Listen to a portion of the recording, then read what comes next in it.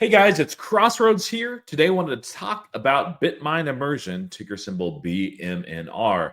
Namely, the stock price is down, but we have additional indicators showing that the strategy is working. So let's take a look. Now, first, we can see the price action, and I've deliberately compared BMNR here. This is over the last month to Ethereum. We do see BMNR as a digital asset treasury is up about 10% over the last month, while Ethereum is down 10%.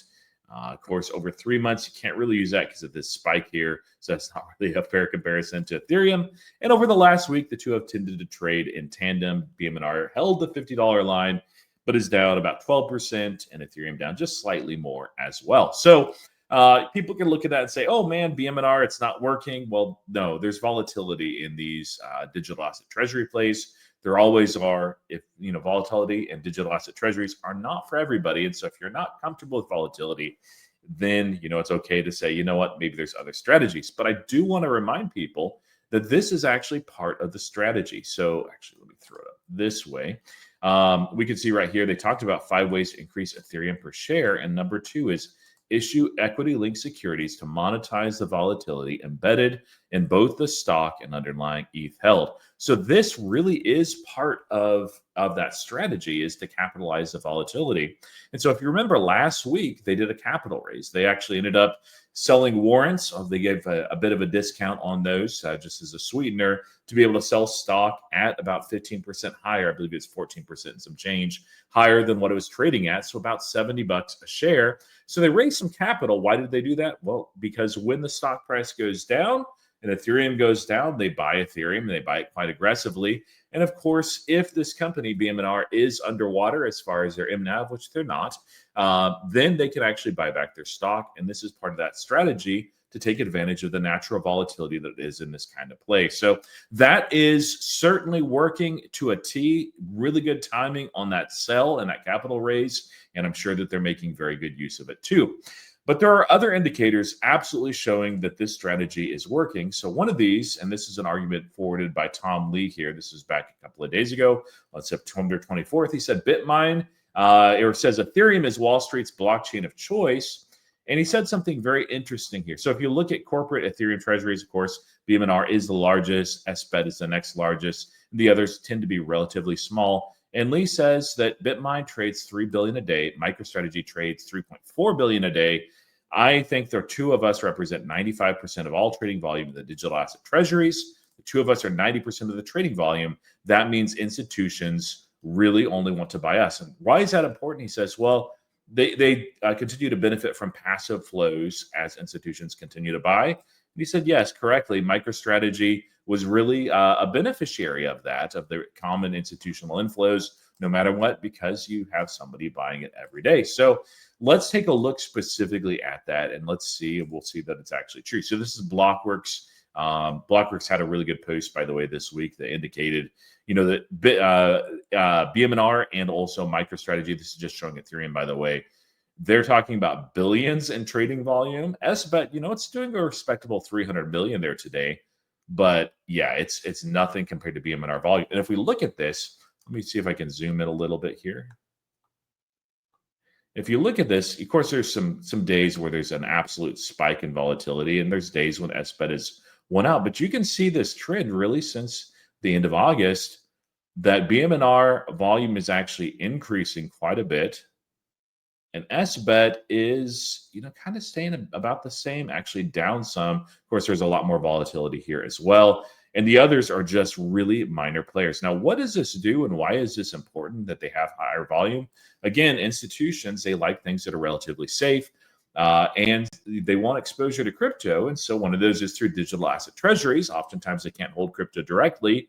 And so rather than say, okay, there are some really good, these are good companies, digital asset treasuries and everything. But rather than say, let's go after some little guy here that has a lot less Ethereum, they're going to go after those who hold the most just because there's a lot more stability. Even when they look at things like BTBT, it's one of those that if you look at their MNAV, it's actually, I think that's their MNAV. Let me zoom out here. Yeah, outstanding MNAV. It's actually higher, and that is an asset here. BMNR is second there. But it's such a small little company that they're just not getting the main institutional inflows. Most of the institutions will actually go to that. And as that continues to have its impact on the price stock action over time, then more retail also flocks into it. It's kind of a virtuous cycle there. And so we really do see that what Tom Lee is saying is absolutely true. Of course, block out some of these like silly one-day things. It's not going to win to that extreme, but you can just see how much purple volume there is absolutely here. This is an even easier way to see it. SBET, I think will do okay if you're holding SBET, but this is why I hold BMNR. Is it just these type of plays tend to aggregate into just one main player? Now, there's some other good news. It's not just specific for BMNR, but I think it benefits the entire chain. And so we can see here that SWIFT, which is that international payment system, actually is picking up an Ethereum layer 2 player. Hadn't heard of them before. It started with an Linea, which is a level 2 Ethereum play. And most of these crypto projects, including what larger institutions like Swift are using, are on Ethereum and continue to be built on Ethereum. And that's the preferred chain of choice for a lot of these, just because of the decentralization, the 100% uptime. And of course, there's some yield there if you end up owning and holding Ethereum, which attracts companies as well. So those are the big indicators that this strategy is absolutely working. You can, of course, continue to see that they're increasing the amount of Ethereum per individual shareholder. Let's show that as well. We can see the amount of Ethereum per share is actually increasing as well. That on Monday, when they released their weekly updates, they said Bitmine Ethereum holdings now exceed 2% of supply as we move towards our alchemy of 5% of the Ethereum supply. We approached holdings of 1% ETH in early August when Bitmine's equity was $38 a share, 20 moving average. And as we exceed 2%, Bitmine's share price is now over 61. So this is accretive over time. The strategy is working well. They're executing well on this. And this extra volatility that we saw this week, even though it didn't end up nearly as much down as it was before, it's to be expected with this kind of play to capitalize off of that and volume as well. And so they're very well positioned to continue to do well in the near future. So what am I doing with Bitmine here? Has anything changed for me? Am I buying more? Has my strategy shifted at all? It has very slightly. So most of my strategy is I have some Bitmine shares that I own. I have some vertical spreads as well. And then I have a good chunk. This is my swing portfolio that all I'm doing is basically writing cash secured puts or writing covered calls as well for the position that I'm a little bit more cautious with, because I do that when I have some long term. I'm using the proceeds of that to actually buy more BMNR and also buy more Ethereum too. And I want to show you exactly why. Now, I am not saying that you should be emulating this strategy. I'm not saying you should do options or learn how to do options. It's been a great vehicle for me, but there always is a risk in any kind of play and position. So we don't know, of course, what BMNR's price will be here as it opens up on Monday. I did sell and write some cash secured puts for 50. They didn't fill, so those are safe. So I, again, will write very aggressively, probably actually more aggressively if we open up around $50 a share. And I want to show you these premiums. They're absolutely ridiculous. So if we look over here on puts, this is Robinhood Legends specifically, we can actually see right here at $50 a share. If I was writing like really aggressively at the money, I would get premium of $255. What does that mean? Well, I'm selling these in 100 lots. So for each 100 shares that I'm willing to take on, which would cost $5,000 in cash and collateral, I'm being paid by the market maker $255 as well, which I get to keep either way, which effectively makes it so that even if these filled, that the price would be, $47.50 a share or so when you take this into account. So these premiums are absolutely ridiculous. There's a reason for this. Again, it's because of the volatility, but I can even do something a little bit more cautious here, which I'm actually going to be more aggressive this week, but I was a little more cautious this prior week just because of some seasonality stuff. But right here, where Ethereum is, barring a big capitulation event, which could happen with some of the stuff that's happening as far as the regulatory side this coming week. But barring that, I'll be a lot more aggressive. And so I'll write these cash secured puts pretty aggressively for this premium.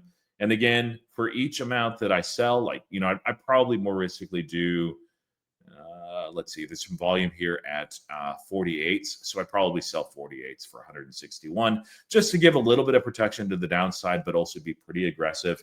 Again, BMNR can fall just in a blink of an eye down below 48 or rise up really rapidly too. You need to know and understand the volatility and be okay with that to do this sort of strategy. But that's what I'm doing. And these premiums are all, again, going to BMNR stock, which as I get lots of 100, then I just continue to write against this as well. It's not an infinite money glitch.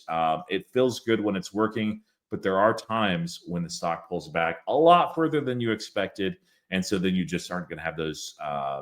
You'll have to alter your strategy a little bit different when you're writing covered calls, when you're deeply underwater versus when you're right there at what you paid for the stock.